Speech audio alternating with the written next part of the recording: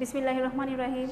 প্রিয় অষ্টম শ্রেণীর শিক্ষার্থীবৃন্দ, ন্যাশনাল কলেজ কর্তৃক আয়োজিত অনলাইন ভিত্তিক শ্রেণী কার্যক্রমে তোমাদের সবাইকে স্বাগত জানাচ্ছি। আশা করছি সবাই ভালো আছো, সুস্থ আছো। তো শিক্ষার্থীবৃন্দ, আজকে আবার তোমাদের সামনে হাজির হয়েছি বাংলাদেশ ও বিশ্ব পরিচয়ের আরেকটি ক্লাস নিয়ে। তোমাদের সাথে আলোচনা করা হচ্ছিল বাংলাদেশ ও বিশ্ব পরিচয়ের অষ্টম অধ্যায় নিয়ে। অষ্টম অধ্যায়ের ওপর ইতিমধ্যে একটি ক্লাস হয়ে গেছে, আজকে এটা দ্বিতীয় ক্লাস। আমি আশা করব তোমরা যারা আছো আমার সাথে অবশ্যই তোমাদের নাম, রোল কমেন্ট বক্সে লিখে জানিয়ে দেবে। আর যদি কোনো সমস্যা থেকে থাকে অবশ্যই সেটা জানাবে। তোমরা যারা আছো আমাদের সাথে তারা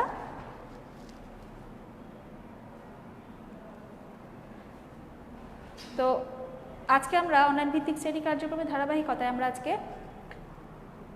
অষ্টম অধ্যায় নিয়ে আলোচনা করব। অষ্টম অধ্যায়ের শিরোনাম হচ্ছে বাংলাদেশের দুর্যোগ। গত ক্লাসে তোমাদের সাথে এই অধ্যায়ের পার্ট 1, 2, 3 নিয়ে আলোচনা করা হয়েছিল। আজকে পার্ট 4, 5, 6 এবং 7 নিয়ে আলোচনা করা হবে। তো শিক্ষার্থীরা এই ক্লাস শেষে যা যা শিখতে পারবে তা হচ্ছে বাংলাদেশের বিভিন্ন রকম প্রাকৃতিক দুর্যোগ সম্পর্কে জানতে পারবে, তারপর প্রাকৃতিক দুর্যোগের কারণগুলো জানতে পারবে এবং সর্বশেষ বাংলাদেশের জনগণের জীবনযাত্রা এবং অর্থনীতির ওপর দুর্যোগের প্রভাবটা কী সেটা জানতে পারবে। তো আমরা ফার্স্টে শুরু করছি আজকে পার্ট 7 দিয়ে। পার্ট 7 এর শিরোনাম হচ্ছে বাংলাদেশ বিভিন্ন ধরনের প্রাকৃতিক দুর্যোগ।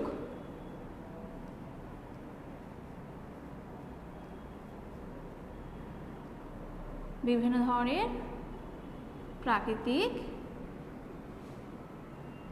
দুর্যোগ। তো শিক্ষার্থীরা তোমরা গত ক্লাসে অবশ্যই জানতে পেরেছি বা তোমাদেরকে বলা হয়েছিল দুর্যোগ কাকে বলে। দুর্যোগ হচ্ছে এমন একটি অবস্থা যা মানুষের স্বাভাবিক জীবনযাত্রাকে বিনষ্ট করে বা নষ্ট করে দেয়। দুর্যোগ দুই রকমের হয়, এক হচ্ছে প্রাকৃতিক দুর্যোগ, আরেকটি হচ্ছে মানবসৃষ্ট দুর্যোগ। প্রাকৃতিক দুর্যোগের মধ্যে আজকে কয়েকটি দুর্যোগ নিয়ে তোমাদের সাথে আলোচনা করা হবে। তোমরা বিগত শ্রেণীতে, সপ্তম শ্রেণীতে বিভিন্ন প্রাকৃতিক দুর্যোগ সম্পর্কে জানতে পেরেছিলে, যেমন যেসব প্রাকৃতিক দুর্যোগ সম্পর্কে জেনেছিলে, বন্যা, খরা, ঘূর্ণিঝড়, এইসব সম্পর্কে জানতে পেরেছিলে। আজকে তোমাদের সাথে বা তোমাদের এই শ্রেণীতে ওগুলো বাদে অন্য আরও কয়েকটি প্রাকৃতিক দুর্যোগের কথা বলা হয়েছে। তো সর্বপ্রথম যে প্রাকৃতিক দুর্যোগ নিয়ে আলোচনা করব সেটা হচ্ছে ভূমিকম্প।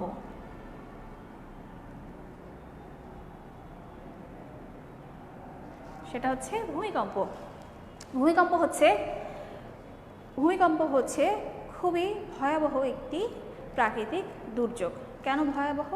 কারণ ভূমিকম্প এমন একটি প্রাকৃতিক দুর্যোগ যেটা সম্পর্কে কোনো পূর্বাভাস দেওয়া সম্ভব হয় না। যেমনটা আমরা দেখি ঘূর্ণিঝড়, বন্যা, এগুলোর আগে বা সাইক্লোন ইত্যাদির আগে একটা পূর্বাভাস আমরা পেয়ে থাকি, কিন্তু ভূমিকম্প সংঘটিত হওয়ার পর ছাড়া আমরা এই সম্পর্কিত কোনো পূর্বাভাস আগে থেকে লাভ করি না। কোনো পূর্বাভাস ছাড়াই ভূমিকম্প হয়। স্থায়িত্ব এর খুবই কম, কিন্তু এর ধ্বংসলীলা অনেক বেশি। সাধারণত ভূমিকম্প কয়েক সেকেন্ড থেকে কয়েক মিনিট পর্যন্ত স্থায়ী থাকে। যেহেতু এটা অল্প সময় ব্যাপক ক্ষয়ক্ষতি সাধন করে, তাই ভূমিকম্প আমাদের অত্যন্ত ক্ষতিকারক একটি প্রাকৃতিক দুর্যোগ। সাধারণত দেখা যায় একই অঞ্চলে বারবার ভূমিকম্পন হয়ে থাকে। যেমন যদি আমরা ইরাক, তারপর জাপানের দিকে দেখি, একই জায়গায় বারবার ভূমিকম্প হয়ে থাকে। বাংলাদেশে যদিও এ পর্যন্ত তেমন খুব বৃহৎ আকার ভূমিকম্প হয়নি, তারপরেও কিন্তু বাংলাদেশ ভূমিকম্পন এলাকার মধ্যে বা অঞ্চলের মধ্যে অন্তর্গত। বাংলাদেশের ঢাকা, সিলেট, রংপুর ও চট্টগ্রাম ভূমিকম্প প্রবণ অঞ্চল হিসেবে চিহ্নিত।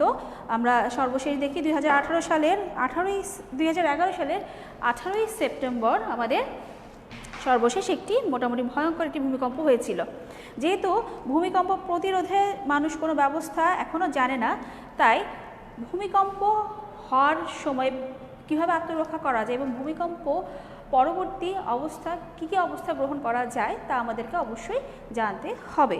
এরপর আমরা যেটা নিয়ে আলোচনা করব সেটা হচ্ছে সুনামি।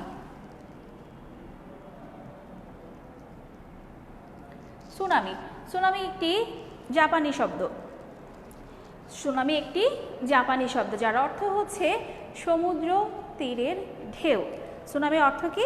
সুনামির অর্থ হচ্ছে সমুদ্র তীরের ঢেউ। সাধারণত সমুদ্রের গভীরে কোনো প্রকারের ভূকম্পন বা আগ্নেয়গিরির অগ্ন্যুৎপাতের কারণে দেখা যায় অনেক সময় সমুদ্রের গভীরে এক প্রকার কম্পনের সৃষ্টি হয়। আমি আবার বলছি, সাধারণত কোনো ভূমিকম্প বা ভূকম্পন বা আগ্নেয়গিরির অগ্ন্যুৎপাতের কারণে সমুদ্রের অভ্যন্তরে এক প্রকার আলোড়নের সৃষ্টি হয়। এই আলোড়নের ফলে সমুদ্রের পানি উপচে গিয়ে তীরে পড়ে বা তীরে গিয়ে পড়ে। এর ফলে কি হয়, তীরের সমুদ্র তীরবর্তী যে অঞ্চলগুলো আছে সেগুলো প্লাবিত হয়ে যায়। সুনামির কারণে প্রায় সমুদ্রের পানি 10 কিলোমিটার পর্যন্ত সম্প্রসারিত হতে পারে বা চলে যেতে পারে। সাধারণত সুনামির হচ্ছে গতিবেগ বা সুনামির সময় সামুদ্রিক ঢেউয়ের যে গতিবেগ থাকে তা হচ্ছে ঘন্টায় 800 থেকে 1300 কিলোমিটার। আমরা যদি এলাকায় সর্বশেষ 2011 সালে জাপানের উত্তর পূর্ব এলাকায় এক ভয়ঙ্কর সুনামি হয়, যার কারণ ছিল সমুদ্রের অভ্যন্তরে বা ভেতরে ভূমিকম্পন, যার মাত্রা ছিল 8.9 ডিগ্রি। তারপরে যে প্রাকৃতিক দুর্যোগ নিয়ে আমরা আলোচনা করব তা হচ্ছে ভূমিধস।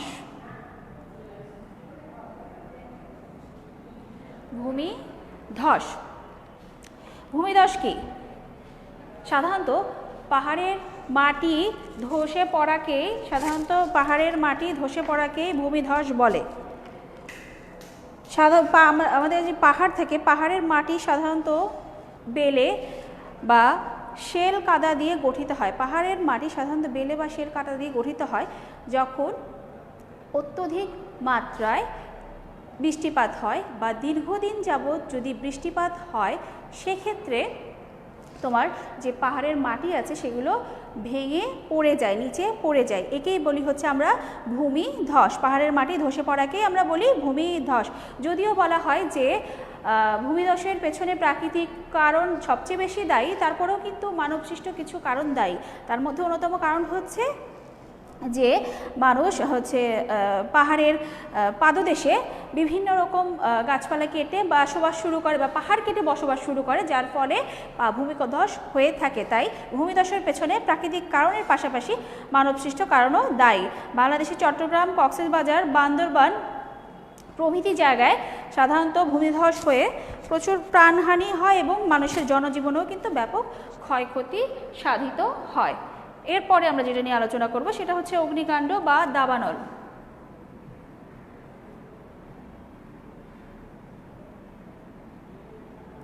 অগ্নিকাণ্ড বা দাবানল।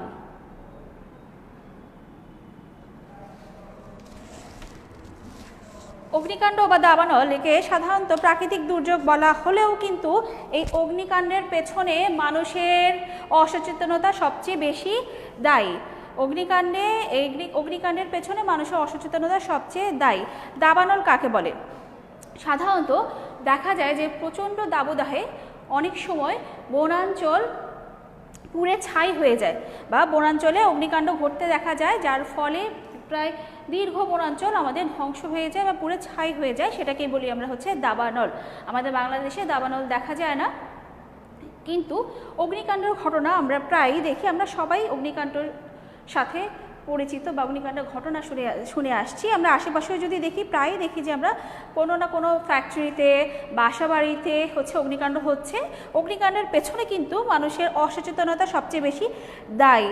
যেমন অনেকে গ্যাসের চুলা অকারণে জ্বালিয়ে রাখে বা কয়েল থেকে বিভিন্ন কারণে অগ্নিকাণ্ড হতে পারে। আমরা যদি সর্বশেষ ঢাকার নিমতলিতে দেখি, সেখানে কি হয়েছিল, রাসায়নিক গুদাম থেকে অগ্নিকাণ্ডের সৃষ্টি হয়েছিল।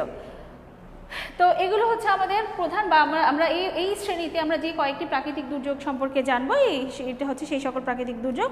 এরপরে আমরা যেটা নিয়ে আলোচনা করব বিভিন্ন প্রাকৃতিক দুর্যোগের কারণ।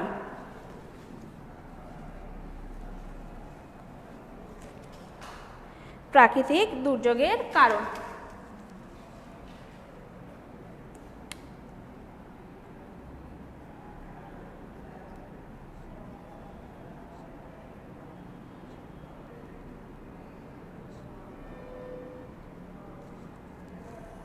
প্রাকৃতিক দুর্যোগের কারণ। প্রাকৃতিক দুর্যোগের কারণ, আমরা প্রাকৃতিক দুর্যোগ কাকে বলে যখন পড়েছিলাম তখন দেখেছিলাম প্রাকৃতিক দুর্যোগ হচ্ছে প্রাকৃতিকভাবে সৃষ্ট কিছু দুর্যোগই হচ্ছে আমাদের প্রাকৃতিক দুর্যোগ। প্রাকৃতিক দুর্যোগের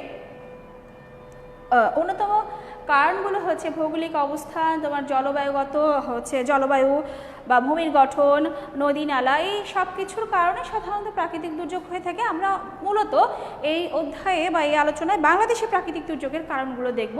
বাংলাদেশের প্রাকৃতিক দুর্যোগের কারণে প্রথম কারণ হচ্ছে ভৌগোলিক অবস্থান। ভৌগোলিক অবস্থান, শিক্ষার্থীরা তোমরা জানো বাংলাদেশ কিন্তু একটি দুর্যোগপূর্ণ অঞ্চলের বা দুর্যোগপূর্ণ জোনে অবস্থিত, যার প্রধান কারণ হচ্ছে তার ভৌগোলিক অবস্থান। আমরা জানি বাংলাদেশের উত্তরে আছে হিমালয় এবং দক্ষিণে আছে কি বঙ্গোপসাগর।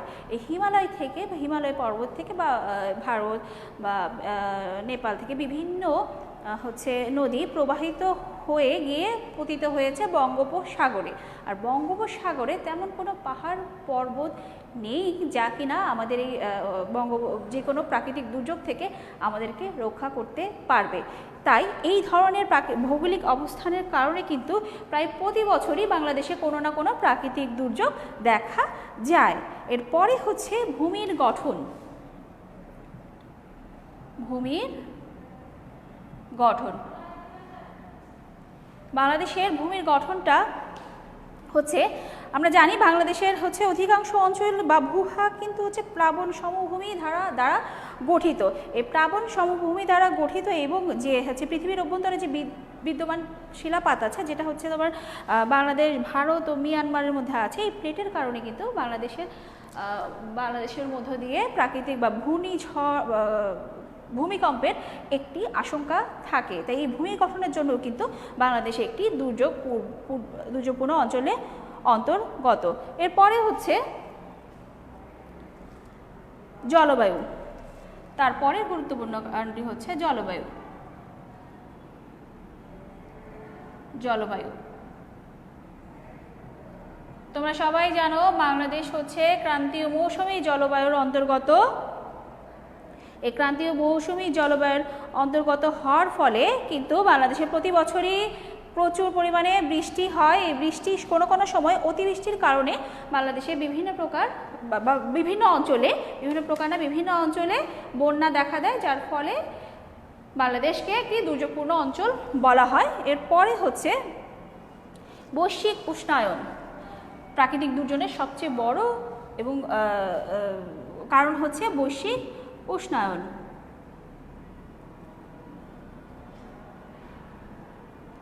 যদিও বৈশ্বিক উষ্ণায়নের জন্য শুধুমাত্র বাংলাদেশ দায়ী না, পৃথিবীর উন্নত দেশগুলো তাদের উন্নয়ন বা তাদের রাষ্ট্রীয় উন্নয়ন সংগঠিত করতে গিয়ে তারা প্রচুর পরিমাণে হচ্ছে কার্বন ডাইঅক্সাইড বা সিএফসি গ্যাস নির্গমন করছে। এই বৈশ্বিক উষ্ণায়নের প্রভাব কিন্তু পড়ছে আমাদের দেশের ওপর বা আমাদের বাংলাদেশের ওপর। এরপরে কারণ হচ্ছে আমরা জানি বাংলাদেশ হচ্ছে একটি নদীমাতৃক দেশ। নদী নালা, বাংলাদেশ হচ্ছে একটি নদীমাতৃক দেশ। ছোট বড় অসংখ্য নদী হচ্ছে বাংলাদেশের মধ্য দিয়ে প্রবাহিত হয়ে গেছে। এই সকল নদীতে যখন বাংলাদেশে হচ্ছে অতিবৃষ্টি দেখা দেয়, সেই অতিবৃষ্টির সময় কিন্তু সেই নদীগুলো ভরে গিয়ে বা পানিতে ভরে গিয়ে হচ্ছে উপচে পড়ে নদীর তীরবর্তী যে অঞ্চলে যে জনগণ আছে তাদের জীবনে দুর্ভোগ নিয়ে আসে। তো শিক্ষার্থীরা, আমি আশা করছি তোমরা বুঝতে পেরেছো বাংলাদেশের প্রাকৃতিক দুর্যোগের কারণগুলো কি কি। এখন আমি আলোচনা করব বাংলাদেশের জনজীবনে বা অর্থনীতির উপর দুর্যোগের প্রভাব সম্পর্কে। আমরা সবাই এটার সাথে পরিচিত বা আমরা সবাই জানি যে এই প্রাকৃতিক দুর্যোগগুলো আমাদের জীবনে কি কি ক্ষয়ক্ষতি নিয়ে আসছে বা আমাদেরকে কি কি ক্ষতির সম্মুখীন করছে। আমরা চলে এসেছি আমাদের সর্বশেষ টপিকে, এটা হচ্ছে বাংলাদেশের জীবন অর্থনীতির উপর দুর্যোগের প্রভাব।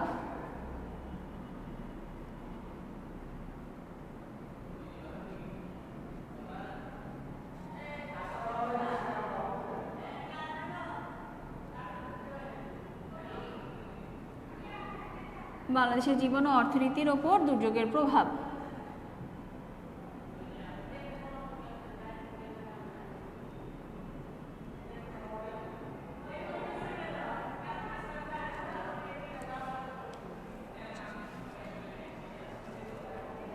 বাংলাদেশের জীবন জীবন বলতে জনগণের জনজীবন এবং অর্থনীতির ওপর প্রাকৃতিক দুর্যোগ ব্যাপক প্রভাব বিস্তার করে, বিশেষ করে ব্যাপক ক্ষয়ক্ষতি সাধন করে। আমরা জানি বাংলাদেশের বেশিরভাগ মানুষই কিন্তু দরিদ্র সীমার নিচে বসবাস করে, আর এই প্রাকৃতিক দুর্যোগের ফলে কিন্তু সবচেয়ে বেশি দুর্ভোগের শিকার হয় দরিদ্র জনগোষ্ঠী, বিশেষ করে যারা হচ্ছে সমুদ্র উপকূলে বসবাস করে বা নদীর তীরে বসবাস করে, তাদের জীবনে নেমে আসে ভয়াবহ দুর্ভোগ।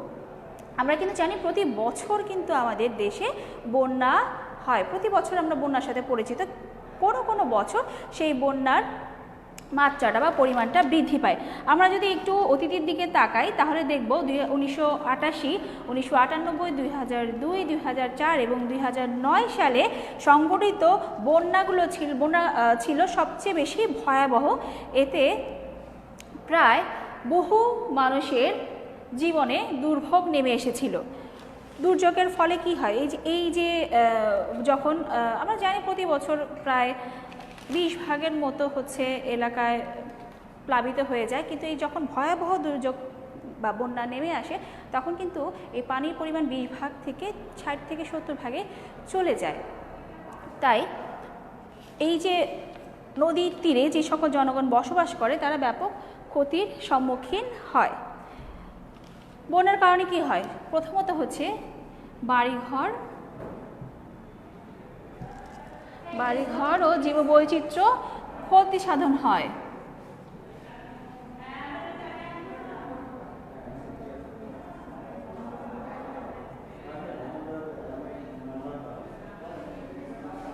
বন্যার কারণে দেখা যায় যে অনেক ফ্যামিলি বাড়িঘর হারিয়ে ফেলে। শুধু বন্যা না, ঘূর্ণিঝড়, জলোচ্ছ্বাস, তারপর হচ্ছে সাইক্লোন ইত্যাদির কারণে বিভিন্ন জনগণের বাড়িঘর বা বিভিন্ন পরিবার দেখা যায় বাড়িঘর হারায়।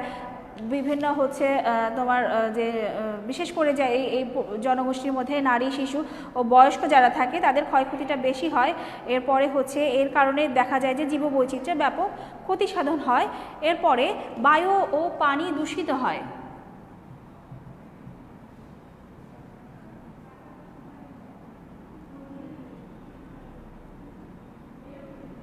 বায়ু ও পানি দূষিত হয়।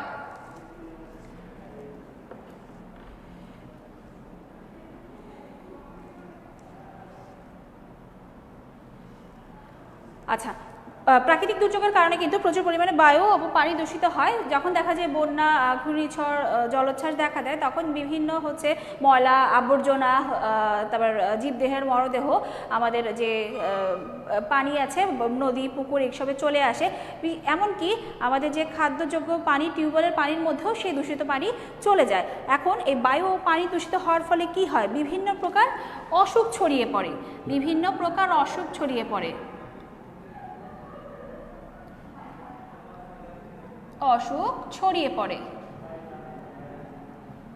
বিভিন্ন প্রকার অসুখ ছড়িয়ে পড়ে। এই যে পানি দূষিত হওয়ার ফলে যখন দেখা যায় যে ডায়রিয়া, আমাশয়, জন্ডিস, চর্মরোগ ইত্যাদি, টাইফয়েড, ম্যালেরিয়া ইত্যাদির মতো বিভিন্ন প্রকার অসুখ তখন দেখা যায় কি ছড়িয়ে পড়ে জনগণের মধ্যে।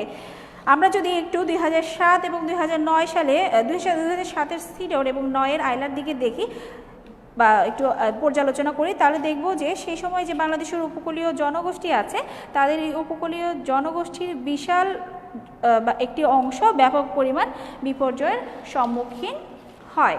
এরপরে শুধু যে বিপর্যয় হয় বা অসুখ বিসুখ ছড়িয়ে পড়ে তা কিন্তু নয়, আমরা জানি প্রাকৃতিক দুর্যোগের মধ্য দিয়ে কিন্তু ব্যাপক প্রাণহানি এবং ফসলহানি হয়।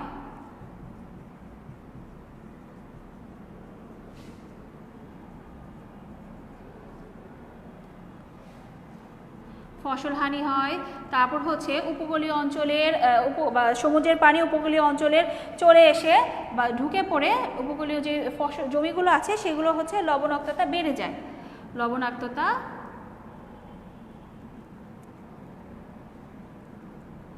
বেড়ে যায়, যার ফলে এই প্রাকৃতিক দুর্যোগগুলো মানুষের জনজীবনে ব্যাপক দুর্যোগ নিয়ে আসে বা মানুষের জীবনটা তখন দুর্বিষহ হয়ে যায়।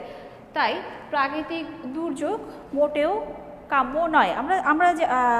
আমরা যারা শহরে আছি তারা হয়তো বা এই দুর্যোগের প্রকোপটা বুঝতে পারি না, কিন্তু যারা উপকূলীয় অঞ্চলে বসবাস করে তারা জানে দুর্যোগের প্রকোপটা কেমন বা দুর্যোগটা তাদের জীবনে কি কি ক্ষয়ক্ষতি নিয়ে আসে। তাই আমরা বলতে পারি যে আমাদের জনজীবনে বা বিশেষ করে বাংলাদেশের মানুষের জনজীবনে হচ্ছে দুর্যোগের প্রভাব অত্যন্ত ভয়াবহ। তাই আমাদেরকে অবশ্যই দুর্যোগটা মোকাবেলার জন্য পর্যাপ্ত পদক্ষেপ গ্রহণ করতে হবে, যাতে আমরা এই দুর্যোগ থেকে রক্ষা পেতে পারি। পাশাপাশি দুর্যোগের পরে কিভাবে আমরা দুর্যোগের ক্ষয়ক্ষতি থেকে উঠতে পারবো সে সম্পর্কে আমাদের জানতে হবে। তো শিক্ষার্থীরা, আজকে আমাদের আলোচ্য বিষয় এতটুকুই ছিল, আমাদের আজকে আলোচ্য সূচি এতটুকুই ছিল। আমরা পরবর্তী ক্লাসে পরবর্তী বিষয় নিয়ে হাজির হব। আমি আশা করছি তোমরা সবাই বুঝতে পেরেছো।